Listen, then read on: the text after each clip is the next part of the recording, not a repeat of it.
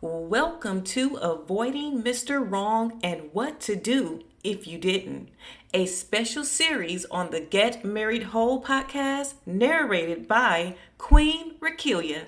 In this series, we'll explore the wisdom and lessons from the book by Stephen Ardenberg and Dr. Meg J. Rennick, helping you navigate relationships with clarity, purpose, and faith. If you're new here, be sure to check out our resources at Get Married Whole Media, your coach in a box. You'll find that at bit.ly/m/Get Married Whole, where we also provide life-changing audible programs to help you thrive in love and life. Today, we'll start by diving into the introduction to set the foundation for what this book is all about before we jump into chapter 1. Are you in love with Mr. Wrong? Number 1, does he flare up and lose his temper over small things and at times threatens or becomes violent? Yes or no? Number 2, does he become inordinately jealous or resent your relationships with others and frequently becomes picky, controlling, and rigid? Yes or no? Number 3, is he unable to break his allegiance with his mom and her feelings, desires, and demands, leaving you feeling like the other woman in the relationship? Yes or no? Are his stories and explanations hard to believe, and you often feel in your gut that he is hiding something and deceiving you? Yes or no? Do you end up paying for most of the things you do together because he sponges off others, using you and them financially and otherwise to cover his irresponsibility? Yes or no? Number 6, is he so passive and preoccupied that communication with him is either impossible or like pulling teeth? Yes or no? Number 7, has your relationship with him taken a backseat to his obsessive and compulsive relationship with work, chemicals, alcohol, sex, gambling, pornography, sports, or even church? Yes or no?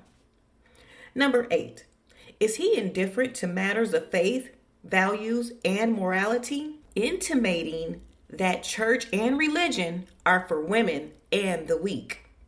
Yes or no? Number 9, does he seem too good to be true and able to charm anyone he meets? Yes or no? And number 10, is he afraid to take a stand or set boundaries with you or the kids, and is such a people pleaser that he goes along with the crowd even when he knows it is not right for you, him, or your relationship? Yes or no? Each question refers to a specific Mr. Wrong who will make your life miserable. So if you answered yes to any of these questions, you are most likely in love with a Mr. Wrong. If you checked more than one, he must be really wrong. Here is the key to discovering which Mr. Wrong is in your life. Number 1, Mr. Angry. Number 2, Mr. Control Freak. Number 3, Mr. Mama's Boy. Number 4, Mr. Deceiver.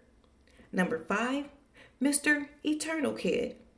Number 6, Mr. Detachment. Number 7, Mr. Addiction. Number 8, Mr. Ungodly. Number 9, Mr. Wonderful. And number 10, Mr. Cowardly Lion. Avoiding Mr. Wrong and What to Do If You Didn't, by Stephen Ardenberg and Dr. Meg J. Rennick. 10 Men Who Will Ruin Your Life, narrated by Queen Rakelia at Get Married Whole Media. To my wonderful daughter, Madeline, who deserves a wonderful Mr. Right. May all the Mr. Wrongs get held up in eternal traffic on their way to our door. I pray her mother and I will be able to teach her the difference between Mr. Right and Mr. Wrong, and that she will feel deserving enough to wait for Mr. Best. SFA. To my dad, Paul E. Josephson, who has consistently been Mr. Right for my mom, B, his wife of 52 years. May his godly example continue to bear fruit in the lives of all 10 grandchildren and indirectly in the lives of all who read this book. MJR. Acknowledgements. A huge thanks to our initial editor, Brian Hampton, for taking a lot of time on this project and less on others so he could help us. Also, thanks to our final managing editor, Cindy Blaze, who brought this in whole, complete, and on time. Another huge thanks to friend and colleague Paul Meyer, MD, for his assistance on the clinical perspectives behind our 10 men. Even huger thanks to Victor Oliver, who helped conceive the book and successfully ran it up the Thomas Nelson flagpole. And the hugest thanks to Sandy Stevens' great, wonderful, wise, creative, fun, and unpredictable wife who stuck with him as he transitioned out of being Mr. Wrong. Introduction.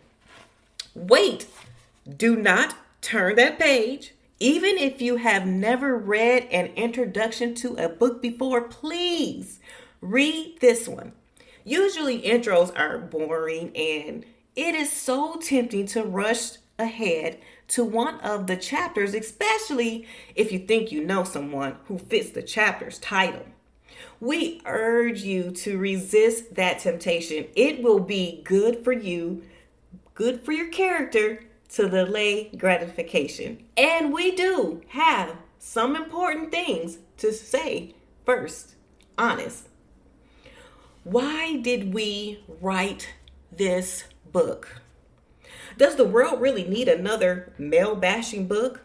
No, it doesn't. So we didn't write one. While these men may be a minority, it seems everyone knows someone they regard as Mr. Wrong. All of us in the counseling professions would be just as happy if we never had to deal with difficult or destructive relationships again. Yet, every day we encounter the problem and it seems to do a lot of other people.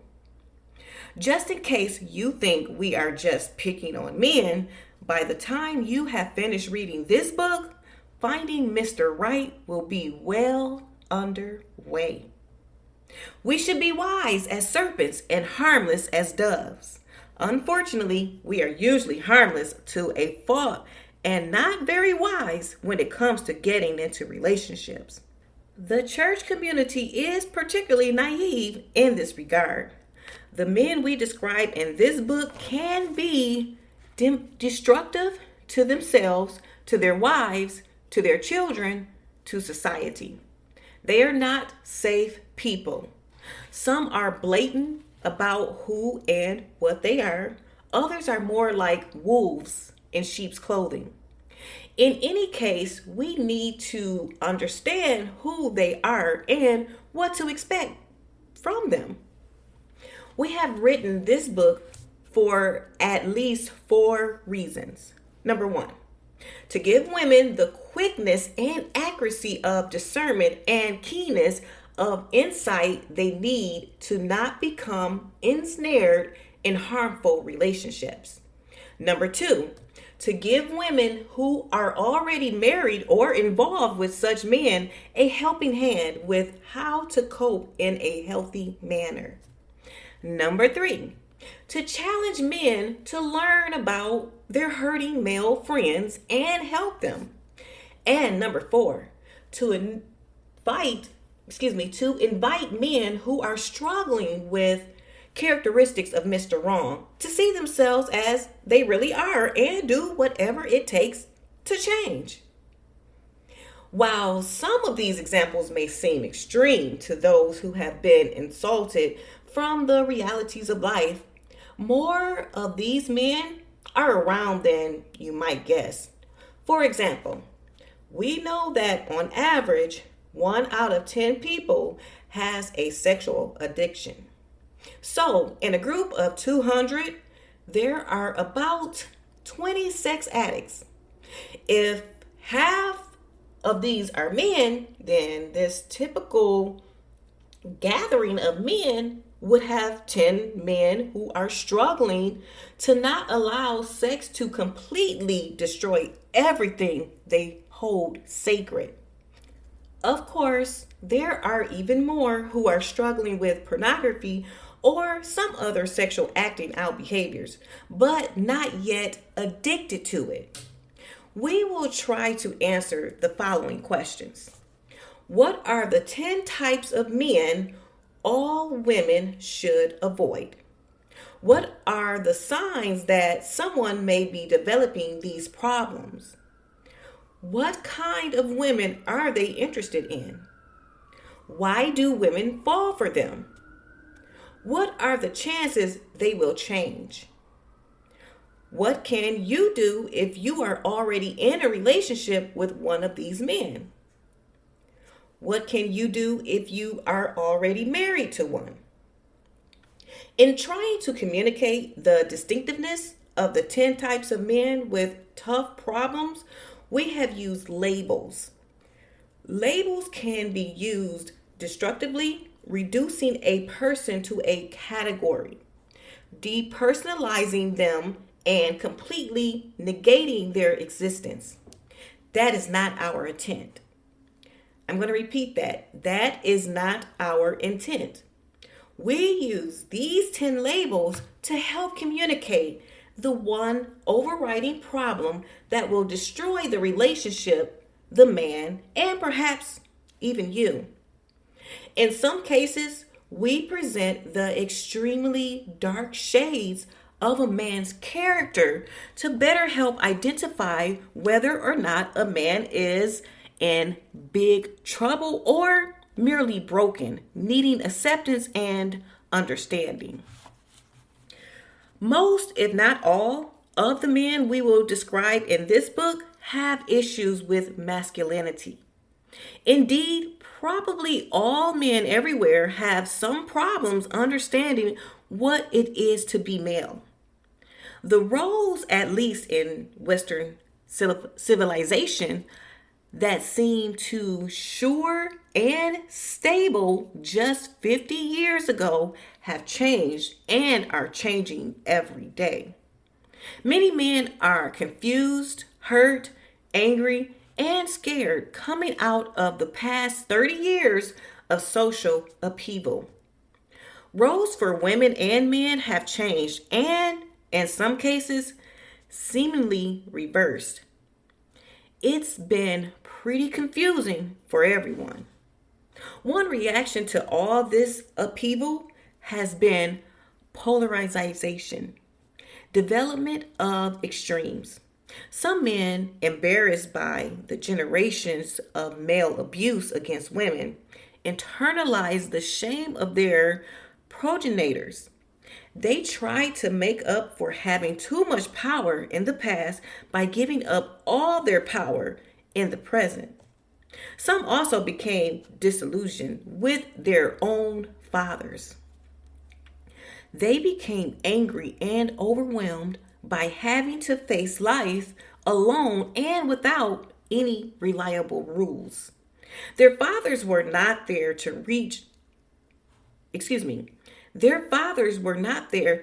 them the way of the world and the methods of men.